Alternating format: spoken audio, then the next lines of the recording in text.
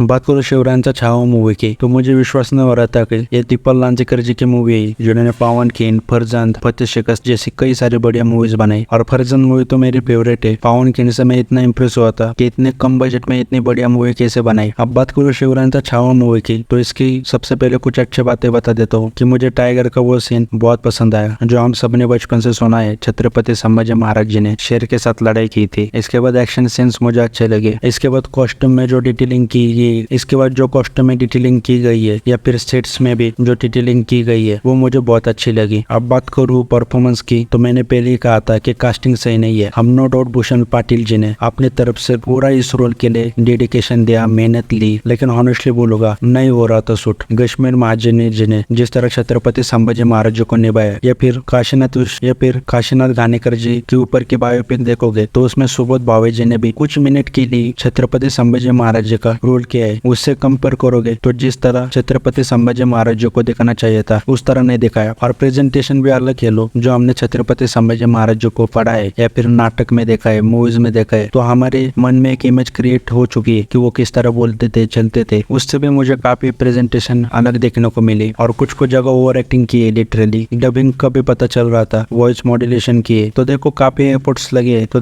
Efforts लगे, काफी मेहनत की गई है मूवी के लिए। मैं जरूर इस चीज को मानता हूँ। और मूवी भी जाके देख लो, मूवी अच्छी लगेगी, लेकिन क्रिटिसिज्म देना इसलिए जरूरी है क्योंकि मैं दीपक लांजेकर जी का पोटेंशियल देख चुका पावन खीन, फरजंद, इन जैसे कई सारी मूवीज में, तो वो और अच्छा कर सकते थे। और भावनाओं में आकर मैं अभी मूवी को अच्छा भी बोल दूं तो वो रॉन्ग फीडबैक जाएगा डायरेक्टर राइटर के पास। इसलिए जो मैंने मूवी देखते फील किया, ऑनेस्टली बता रहा हूँ, ताकि अगर डायरेक्टर राइटर के पास ये फीडबैक जाए तो वो अगली मूवी में इम्प्रूव कर सके। तो कुछ जगह ओवर एक्टिंग लगी। मतलब आप जब सर सेनापति आंबेराव जी देखोगे या फिर तानाजी, कौन से भी छत्रपति शिवाजी महाराज जी के रिलेटेड मूवी देखोगे तो हर एक मूवी में सिनेमेटिक लिबर्टी ली गई है, लेकिन वहाँ पर रियलिज्म एक नजर आता है, जो मूवी की ऑथेंटिसिटी वो नजर आती है। फॉर एग्जाम्पल तानाजी में शरद केरकर जी ने जो छत्रपति शिवाजी महाराज जी निभाया, हमें लगता है वो हमारे सामने। या फिर दीपक लांजेकर जी की मूवीज ले लो जिसमें चिन्मय मांडेकर जी ने छत्रपति शिवाजी महाराज निभाए, वो हमें रियल लगते हैं। और शरद केरकर जी के बाद अगर छत्रपति शिवाजी महाराज जी को किसी ने बहुत बड़े तरीके से निभाया तो मैं कहूँगा चिन्मय मांडेकर जी। तो ऐसे लगता है हमारे सामने खड़े है, छत्रपति शिवाजी महाराज जी हमसे बात कर रहे हैं। वही सर सेनापति आंबेराव जी मूवी में देखने को मिला। अभी जो छत्रपति संभाजी महाराज जी के ऊपर मूवी आई थी उसमें भी वही देखने को मिला। वो इस मूवी से मिसिंग था। यहाँ पर ऐसा लग रहा था एक एक्टर छत्रपति संभाजी महाराज जी के रोल को प्ले कर रहा है और मसाला टाइप मूवी लग रही थी। मतलब ठीक है, सबको पैसे कमाने और मुझे कोई दिक्कत नहीं सिनेमेटिक लिबर्टी से। मैंने तानाजी मूवी को भी एंजॉय किया और तानाजी में भी कमर्शियल एलिमेंट्स डाले गए थे, लेकिन ये प्रॉपर एक रूटीन जो मसाला टाइप मूवी होती है वो लग रही थी। मतलब आपको समझने के लिए समझाऊं तो हम जो साउथ की मूवीज देखते हैं या फिर बॉलीवुड की मूवीज टिपिकल 90s वैसी लग रही थी, जो कि नहीं दिखनी चाहिए थी, ऐसा मेरा मानना है। और छत्रपति संभाजी महाराज जी को लेकर और भी मूवीज आने वाली है, तो मैं कहूँगा आप कास्टिंग तो बदल नहीं सकते, तो एक्टर को भी बहुत मेहनत करनी पड़ेगी। मतलब लिटरली मुझे कास्टिंग बहुत गलत लगी। मैं फिर से कहूँगा एक्टर ने नो डाउट मेहनत की है, मूवी के लिए दिख रहा था, पूरी तरह से अपनी कोशिश की एक्टर ने, लेकिन नहीं सूट हो रहा था। बाकी अगर आपको जाकर मूवी देखनी है तो देख लो, एंटरटेनमेंट कर देगी मूवी, और खुद आप जाकर मूवी देख कर डिसाइड कर ले कि जो मैंने कहा वो सही है फिर गलत, क्योंकि जरूरी नहीं जो मुझे पसंद आए